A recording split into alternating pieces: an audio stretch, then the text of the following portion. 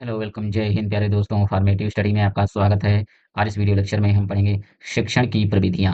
ठीक है, यानी पेपर ये दूसरा है शिक्षण अधिगम और लेसन है ये देखिए, ये लेसन पांचवा है। इससे पहले हम 4 लेसन कंप्लीट कर चुके हैं। तो जिन लोगों ने इससे पिछली वाली क्लासेस नहीं देखी हैं, ठीक है, प्लेलिस्ट बनी है, आप जाकर वहां से क्लासेस ले सकते हैं। और देखिए अब हम शिक्षण अधिगम और बाल विकास को पहले कंप्लीट कर लें, क्योंकि देखिए इसमें आपका ये 50 नंबर का पेपर होता है। तो इस पर आपको सबसे ज़्यादा मेहनत करनी है, क्योंकि ये 50-50 वाले पेपर हैं और इसमें थोड़ा सिलेबस भी ज़्यादा होता है। तो पहले हम इनको कंप्लीट कर लें और इसके बाद जो सब्जेक्ट रह गए हैं, थोड़े-थोड़े बचे हैं, उनको हम तुरंत कंप्लीट कर देंगे। यानी आपका सिलेबस बहुत पहले ही एग्ज़ाम से पूरा हो जाएगा। और देखिए जब आप चैप्टर वाइज़ पढ़ लेंगे, तो आपका एक देखिए बेस अच्छे से तैयार हो जाता है। यानी अगर आपने चैप्टर वाइज़ नहीं पढ़ा तो आपका बेस तैयार नहीं हो पाएगा। और जब आप चैप्टर वाइज़ पढ़ लेते हैं, तो सारी चीज़ें आपको एक साथ पता होती चलती हैं। फिर क्वेश्चन चाहे जैसा क्यों ना हो, ठीक है? ये नहीं कि आप रट्टा मार के जा रहे हैं क्वेश्चन। यहाँ अगर आपने चैप्टर वाइज़ पढ़ा है, तो आप क्वेश्चन कुछ भी हो, कैसा भी क्यों ना हो, आप कुछ ना कुछ लिख कर ज़रूर आएँगे। ऐसा नहीं कि क्वेश्चन छोड़ कर आएँगे, ठीक है? इसीलिए चैप्टर वाइज़ ज़रूर पढ़ना है आपको। और ये चैप्टर वाइज़ जैसे ही कंप्लीट होगा, यानी समझ लीजिए कि आपका 80% कोर्स आपका कंप्लीट होगा। यानी आपकी तैयारी कितनी मानी जाएगी? जब आप चैप्टर वाइज़ पूरा पढ़ेंगे, तो 80% आप तैयार होंगे, ठीक है? अब बचा 20%। तो ये 20% कैसे तैयार होता है? ये होगा जब हम अभी क्वेश्चन इस जैसे ही इसको कंप्लीट करेंगे, फिर हम आपको क्वेश्चन करवाएँगे, ठीक है? कि किस हिसाब से क्वेश्चन पूछे जाते हैं, कहाँ-कहाँ से क्वेश्चन आपको ज़्यादा तैयारी करनी है, कहाँ पर थोड़ा कम समय देना है, ठीक है? यानी ये 20% तैयारी होगी, जैसे ही इसका ये सारा सिलेबस खत्म होगा। देखिए, अब हम जल्द ही आपका सिलेबस खत्म करेंगे, क्योंकि अब 2-2 क्लासेस होंगी, ठीक है? अब डेली 2 क्लासेस आपको हम देंगे, जिससे कि आपका सिलेबस जल्दी समाप्त हो जाए। तो देखिए आज इस वीडियो लेक्चर में हमें पढ़ना है शिक्षण की प्रविधियाँ। देखिए जो लेसन है शिक्षण की प्रविधियाँ, तो देखिए ये अब आप सुनकर आप पढ़ रहे होंगे तो थोड़ा आपको कठिन लग रहा होगा कि ये प्रविधियाँ क्या हैं, ठीक है? क्योंकि किताब में जो भाषा लिखी होती है थोड़ा कठिन लिखी होती है। हम इसी को अगर आपको बता दें कि ये विधियाँ, तो आप देखिए आपको आसान लगने लगेगा कि यानी ये जो है आप पढ़ रहे हैं शिक्षण की विधियाँ, ठीक है? यानी हमें इस लेक्चर में क्या पढ़ना है? शिक्षण की विधियाँ। तो चलिए देखते हैं, यानी शिक्षण की प्रविधियाँ, टीचिंग मेथड्स या टेक्निक्स। तो देखिए शिक्षण की प्रविधि का अर्थ समझिए पहले। शिक्षण की प्रविधि उस विशेष तरीके को कहते हैं, जिससे एक शिक्षक छात्रों को ज्ञान, कौशल और मूल्यों को प्रभावी ढंग से सिखाता है। यानी ये ऐसी विधियाँ होती हैं जिसमें शिक्षक क्या करता है, छात्रों को ज्ञान, कौशल, ठीक है, इसको प्रभावी ढंग से सिखाता है।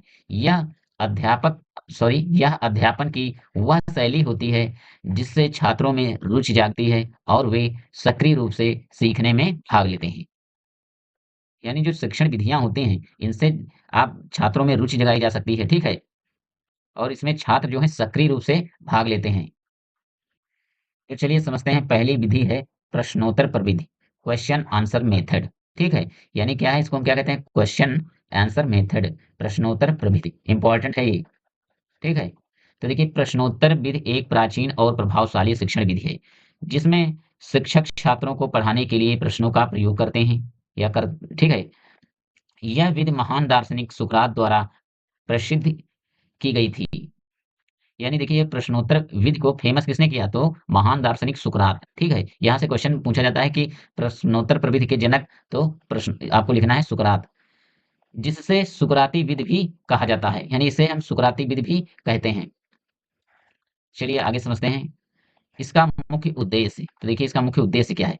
बच्चों की सोचने की शक्ति को जगाना, उन्हें उत्तर खोजने के लिए प्रेरित करना, ठीक है? अब हम इसकी समझते हैं विशेषताएँ, यानी प्रश्नोत्तर विधि की विशेषताएँ या लाभ, ठीक है? देखिए जो विशेषताएँ होती हैं, आप उसी को आप लाभ भी लिख सकते हैं। तो देखिए पहला है, बच्चों की सोचने और समझने की क्षमता बढ़ती है, यानी प्रश्नोत्तर प्रविधि में बच्चों की सोचने और समझने की क्षमता बढ़ती है। और दूसरा है, यह सीखने की प्रक्रिया को रोचक बनाती है, ठीक है? यह सीखने की प्रक्रिया क्या है? रोचक बनाती है। तीसरा है, शिक्षक को यह जानने में मदद मिलती है कि बच्चा कितना समझा, ठीक है? यानी प्रश्नोत्तर प्रविधि से ये पता चलता है कि बच्चा कितना सीखा है, कितना नहीं सीखा है, ठीक है? अगला है देखिए, बच्चों में आत्मविश्वास और बोलने का साहस आता है। जब देखिए प्रश्नोत्तर प्रविधि का आप प्रयोग करते हैं, तो देखिए बच्चों में क्या है? आत्मविश्वास बढ़ता है, ठीक है? और बोलने की क्षमता बढ़ती है, ठीक है?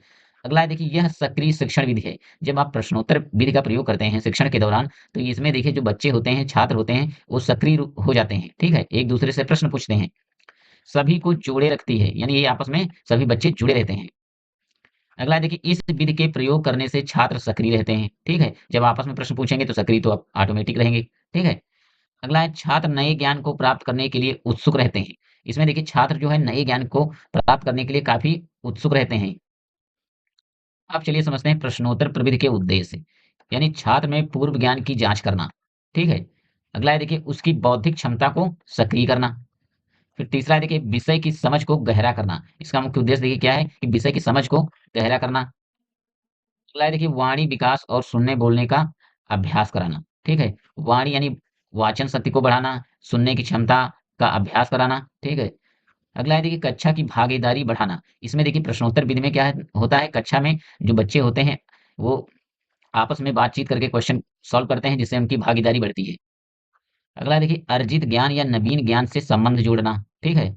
सातवां देखिए समस्याओं को उत्पन्न करना व निवारण करना। ठीक है। इसमें पहले समस्याएं उत्पन्न की जाती हैं, ठीक है, फिर उनका निवारण करवाया जाता है।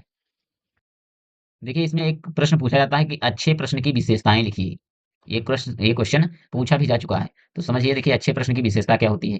तो देखिए अच्छे प्रश्न होते हैं जो सरल व स्पष्ट प्रश्न, यानी प्रश्न जो होंगे सरल व स्पष्ट। ठीक है। अगला देखिए बच्चों की शारीरिक मानसिक अवस्था, रुचि योग्यता तथा अभिरुचि पर आधारित प्रश्न। यानी जो बच्चों की शारीरिक मानसिक अवस्था, यानी बच्चों के देखिए किस उम्र के बच्चे हैं, उनकी मानसिक आयु किस हिसाब से है, ठीक है, मानसिक क्षमता कैसी है, और उनकी रुचियों को ध्यान में रखते हुए हम प्रश्न बनाते हैं। ठीक है। अगला है देखिए प्रेरणा उत्पन्न करने वाले प्रश्न। यानी प्रश्न ऐसे होने चाहिए जो बच्चों में प्रेरणा उत्पन्न हो। ठीक है। अगला है देखिए निश्चित उत्तर वाले प्रश्न। यानी प्रश्नों का जो तरीका होना चाहिए इस प्रकार होना चाहिए कि जैसे कि बच्चे निश्चित उत्तर दे सकें। ठीक है। यानी जैसे पूछा जाए कि उत्तर प्रदेश की राजधानी, तो लखनऊ। ठीक है। यानी लखनऊ ये क्या है, एक निश्चित उत्तर वाला प्रश्न है। इसमें ऐसा तो है नहीं कुछ आप 1 2 3 लाइन में बताएंगे, बस इसका एक निश्चित उत्तर है। जैसे भारत की राजधानी नई दिल्ली। ठीक है। यानी ये निश्चित प्रश्न है, इनका उत्तर निश्चित होता है। अगला है देखिए निरीक्षण अवलोकन चिंतन मनन व सत्य को उत्पन्न करने वाले प्रश्न। यानी प्रश्न ऐसे होने चाहिए जो चिंतन, मनन और सत्य को उत्पन्न करने वाले होने चाहिए। ठीक है। तो ये रही अच्छे प्रश्नों की विशेषताएं। एक और है, ये देख लीजिए छठा, प्रश्नों की भाषा सरल व शैली आसान हो। यानी प्रश्न ऐसे होने चाहिए जिनकी भाषा काफी सरल हो। ठीक है। और जो शैली है वो आसान होनी चाहिए। ठीक है। अगला है देखिए विवरण विधि, डिस्क्रिप्टिव मेथड। ठीक है। तो देखिए ये दूसरा मेथड है। विवरण प्रविधि वह शिक्षण विधि है जिसमें शिक्षक किसी विषय या वस्तु के बारे में पूरा विवरण देते हैं, यानी डिटेल से। ठीक है। जैसे उसका रंग, रूप, गुण, उपयोग, कार्य आदि। इसमें शिक्षक बच्चों को किसी चीज या विषय की बारीक से समझ देता है। ठीक है। ताकि वे उसे सही तरीके से जान और पहचान सके। इसमें देखिए शिक्षक जो है बच्चों को जानकारी बहुत ही डिटेल से, बारीकी से जानकारी देता है। यह विधि विशेष रूप से तब उपयोगी होती है जब कोई नई चीज या जटिल विषय पढ़ाना हो। यानी ये देखिए विधि कब उपयोगी होती है, जब कोई नई चीज के बारे में बताना हो या कोई कठिन चीज है तो उसको बहुत ही बारीक से बताया जाता है, जिसे पहले बच्चे ने देखा या समझा नहीं हो। ठीक है। तो देखिए इसका एग्जाम्पल देखिए, अगर शिक्षक बच्चों को रेलगाड़ी के बारे में पढ़ा रहा है तो वह बताएगा रेलगाड़ी कैसे दिखती है, कैसे चलती है, कौन इसे चलाता है, ठीक है, और कितने डिब्बे होते हैं। तो इससे हम क्या कहते हैं, विवरण प्रविधि। ठीक है। ये है कौन सी विधि, विवरण विधि। इसी तरह जब शिक्षक किसी जानवर, फल, पौधे, वस्तु या सामाजिक घटना का पूरा विवरण देता है तो वह विवरण प्रविधि कहलाती है। यानी कौन सी विधि कहलाती है, विवरण। अब इसकी देखिए विशेषताएं क्या हैं। तो पहली विशेषता है शिक्षक वस्तु या विषय का विस्तृत वर्णन करता है। इसमें देखिए शिक्षक जो है किसी विषय वस्तु का विस्तृत रूप यानी डिटेल से वर्णन करता है। अगला है उद्देश्य यह होता है कि छात्र को उस विषय की स्पष्ट और सजीव जानकारी मिल जाए। ठीक है। अगला है देखिए कभी-कभी चित्र, मॉडल या वास्तविक वस्तु का उपयोग भी किया जाता है। कभी-कभी देखिए चित्रों और मॉडल का भी प्रयोग किया जाता है। और अगला है देखिए यह विधि विशेष रूप से भाषा, पर्यावरण अध्ययन, विज्ञान आदि विषयों में उपयोग की जाती है या उपयोग होती है। यह विधि विशेष रूप से भाषा, पर्यावरण अध्ययन और विज्ञान में प्रयोग की जाती है। चलिए इसके लाभ देखते हैं। बच्चे विषय को ठीक से इस और स्पष्ट रूप से समझते हैं। ठीक है। अगला देखिए यह विधि याद करने में मदद करती है क्योंकि जानकारी पूरी और जुड़ी होती है। ठीक है। अगला देखिए बच्चे नए शब्द और विचार सीखते हैं। इसमें बच्चे जो है नए शब्द और विचार सीखते हैं। यह विधि बच्चों की कल्पना शक्ति को बढ़ाती है। ठीक है। तो ये रही देखिए विवरण विधि यानी डिटेल मेथड। ठीक है। अब अगला समझिए खेल विधि। ठीक है। विस्तार से विवरण देखिए इसका। तो देखिए खेल विधि एक ऐसी शिक्षण विधि है जिसमें बच्चों को पढ़ाई इस तरह कराई जाती है कि उन्हें यह पढ़ाई ना लगे, बल्कि एक खेल की तरह मजेदार लगे। यानी खेल विधि में क्या है, जो पढ़ाई होती है बच्चों को खेल खेल के साथ पढ़ाया जाता है, जिससे कि बच्चे बोर भी ना हो और पढ़ाई में उनका मन भी लगा रहे। बच्चे खेलते खेलते सीखते हैं, यही इसका मूल आधार है। ठीक है, यानी बच्चे इसमें क्या है, खेलते खेलते सीखते हैं। हेनरी कैल्किन्स के अनुसार बच्चों के लिए शिक्षा का सबसे अच्छा तरीका वही है जिसमें वे खेल खेल में सीखें। ठीक है, अब इसकी देखिए मुख्य विशेषताएं क्या हैं। बच्चों के स्वाभाविक व्यवहार पर आधारित होती हैं, क्योंकि बच्चा खेलना पसंद करता है। यानी ये जो बच्चे के देखिए स्वाभाविक व्यवहार पर आधारित होती हैं, क्योंकि बच्चों को खेल बहुत ज्यादा पसंद होता है। ठीक है, अगला है देखिए शिक्षा को मनोरंजक, रोचक और आत्मीय बनाता है। इसमें देखिए जो शिक्षा व्यवस्था है कैसी बन जाती है, मनोरंजक और रोचक, जिससे बच्चे मजे मजे में सीखते रहते हैं। अगला है देखिए बच्चे खेलते हैं, बोलते हैं, हँसते हैं और उसी में सीखते हैं। यानी बच्चे खेल के दौरान बोलते हैं, हँसते हैं और साथ ही साथ सीखते भी रहते हैं। अगला देखिए यह विधि मुख्यतः प्राथमिक कक्षा में 1 से 5 के लिए उपयोग होती है। यानी ये जो प्राथमिक कक्षाओं में कक्षा 1 से 5 के जो बच्चे होते हैं, उनमें देखिए खेल विधि का प्रयोग किया जाता है। क्योंकि वहाँ बच्चे देखिए होते हैं छोटे, उनको लगातार अगर ऐसे ही आप पढ़ाते रहें तो बोर हो जाते हैं। इसीलिए उनको खेल के माध्यम से पढ़ाया जाता है। अभी जब आपकी देखिए टीचिंग लगेगी, तो जब आप जाएँगे गवर्नमेंट कॉलेज यानी प्राइमरी कॉलेज में आप पढ़ाने जब, तो वहाँ देखिए छोटे-छोटे बच्चे होते हैं, उनको आपको पढ़ाना होता है। तो देखिए अगर आप कोई डिस्क्रिप्टिव मेथड आप बता रहे हैं बहुत देर तक विवरण तरीका, तो देखिए बच्चे बोर होने लगते हैं। लेकिन अगर उनको खेल के माध्यम से बताया जाए, तो बहुत ही मन से खेलते भी हैं और पढ़ाई भी करते हैं और बोर भी नहीं होते हैं। अगला है देखिए इसमें नाटक, गीत, कहानी, चित्रकला, गतिविधि, खेल-कूद जैसे साधन शामिल होते हैं। इसमें नाटक है, गीत, कहानी, चित्रकला, गतिविधियाँ ये सब शामिल होते हैं। अब चलिए समझते हैं लाभ इसके। पहला है बच्चों को मज़ा आता है, डर नहीं लगता है। यानी खेल विधि में बच्चे मौज-मस्ती के साथ खेलते भी हैं और पढ़ाई भी करते हैं। अगला है उनकी रुचि और ध्यान पढ़ाई में बना रहता है। देखिए बच्चों के जब आप खेल विधि का प्रयोग करते हैं तो उनकी रुचि है और उनका पढ़ाई में ध्यान बना रहता है। अगला है देखिए बच्चों का शारीरिक, मानसिक और सामाजिक विकास होता है।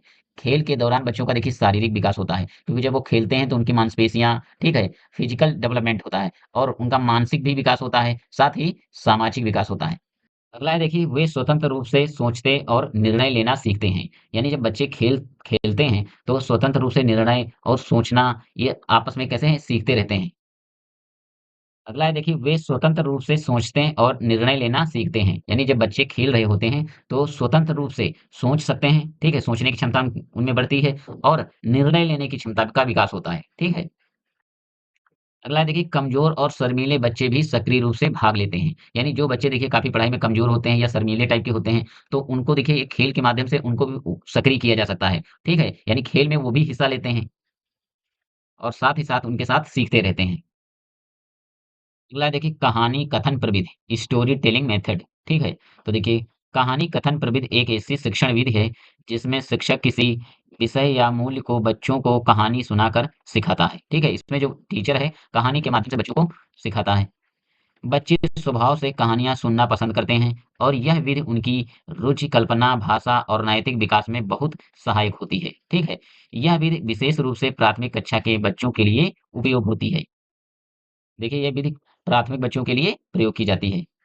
देखिए डॉक्टर अर्नेस्ट बर्ली के अनुसार देखिए कहानी कथन की परिभाषा, कहानी कथन विधि वह शिक्षण प्रक्रिया है जिसमें शिक्षक बच्चों को किसी उद्देश्य से रोचक ढंग से कहानी सुनाता है, ठीक है? अब चलिए इसकी समझते हैं मुख्य विशेषताएँ। यह विधि शिक्षा को मनोरंजक, सजीव और यादगार बनाती है। यानी ये विधि हम जो है बच्चों के लिए काफ़ी मनोरंजक होती है और सजीव, ठीक है? और यादगार बनाती है, ठीक है? यह बच्चों के अनुभव, भाषा और कल्पना से जुड़ती है। यानी ये जो विधि है, ठीक है? तो ये उनके अनुभव और भाषा और कल्पना से जुड़ती है, यानी कल्पना शक्ति का विकास होता है। जब आप कहानी बच्चों को सुनाते हैं, तो देखिए कल्पना करते हैं, सोचते हैं, चिंतन करते हैं।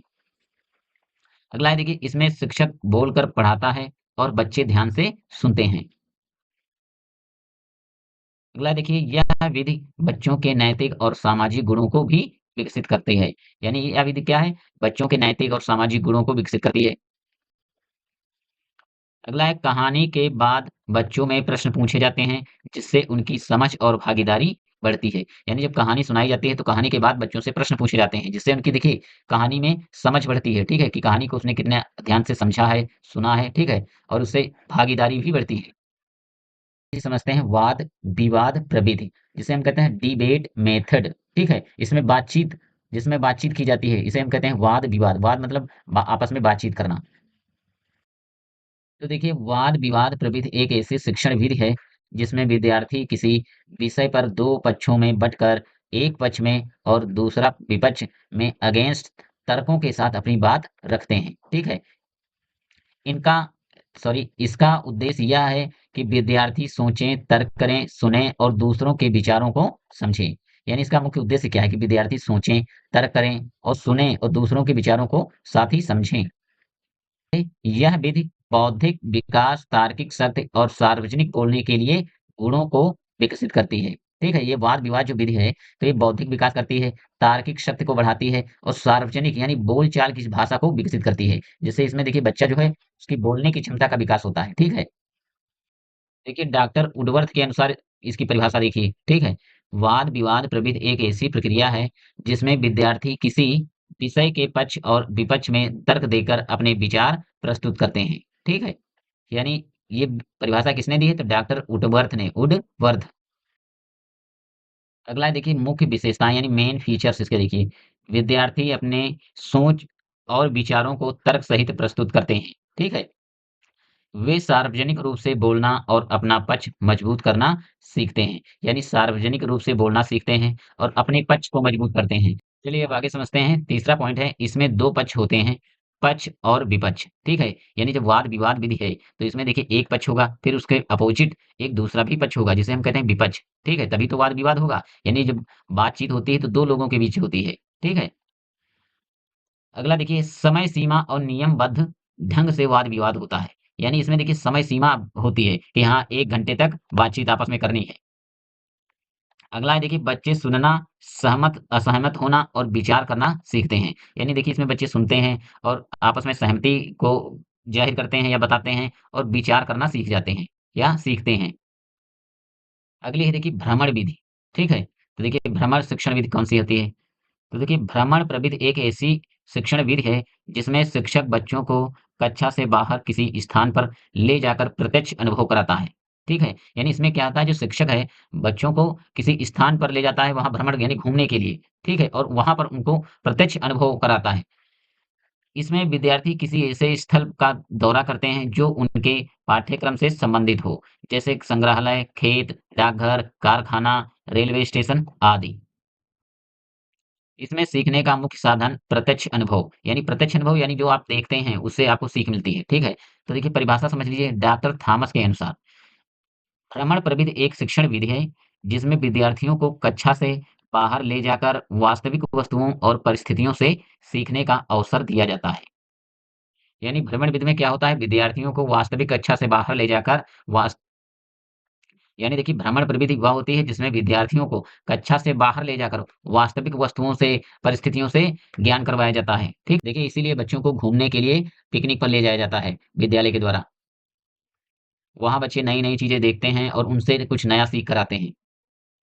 और देखिए पिकनिक के दौरान उनको बहुत सारे अनुभव भी मिलते हैं। चलिए अब आगे समझते हैं। तो देखिए विशेषताएँ समझिए। यह विधि प्राकृतिक, सामाजिक और भौतिक वातावरण से सीखने में सहायक होती है। ठीक है? विद्यार्थी स्वयं देखकर, छूकर, अनुभव करके ज्ञान प्राप्त करते हैं। यानी जब विद्यार्थी भ्रमण के लिए जाते हैं तो वहाँ पर देखिए किसी वस्तु के बारे में अगर सीखना है तो देखते हैं, फिर उसको छूकर स्पर्श करके अनुभव करते हैं।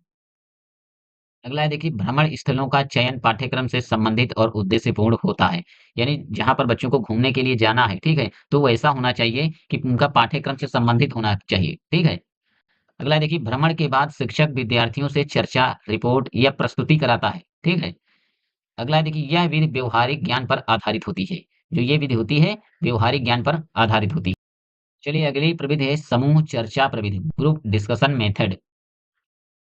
समूह चर्चा प्रविधि एक ऐसी शिक्षण विधि है जिसमें विद्यार्थी एक छोटे समूह में किसी विषय पर मिलकर विचार विमर्श करते हैं। यानी समूह चर्चा में क्या होता है विद्यार्थी आपस में मिलजुल कर विचार विमर्श करते हैं।